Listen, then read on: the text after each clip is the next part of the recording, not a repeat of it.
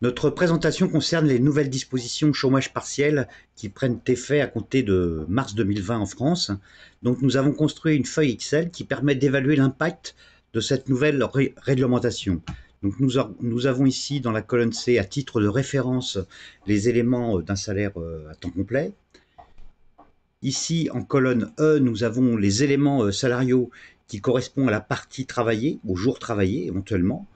Et en colonne G, nous aurons la partie salariale qui correspond à la partie des jours, des heures qui ne seront pas travaillées. Donc nous déclinerons en éléments de brut, bien évidemment, en éléments de titre, à titre de charge salariale et patronale. Donc ce qui nous permet d'obtenir ici immédiatement le salaire net perçu par le salarié. Donc là, en l'occurrence, dans notre cas de figure, il y aura une perte de salaire de 139,37 €. Et puis également l'évaluation de la charge employeur compte tenu du remboursement de l'État qu'on retrouve ici.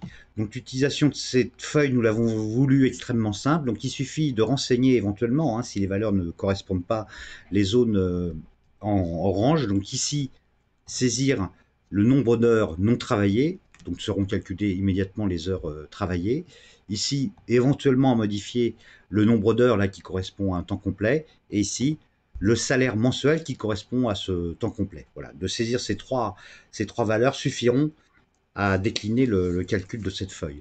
Notons également ici, donc là on est dans le cas général de la réglementation, et puis ici sur cette deuxième feuille nous avons abordé le cas plus spécifique du Syntec, puisque les éléments de calcul de l'indemnité pour chômage partiel sont différents du règlement général. Donc nous avons émis ici la grille qui est active pour le Syntec.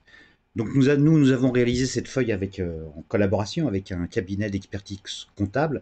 Évidemment, si vous avez des observations ou des évolutions qui pourraient intéresser tout le monde, n'hésitez pas à nous en faire part. Donc c'est notre proposition, notre contribution modeste à cette période. J'espère qu'elle vous sera utile.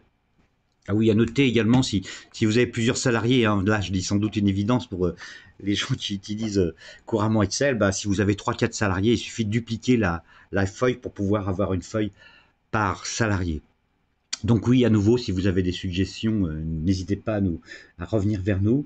Et puis nous vous souhaitons à tous et à vos proches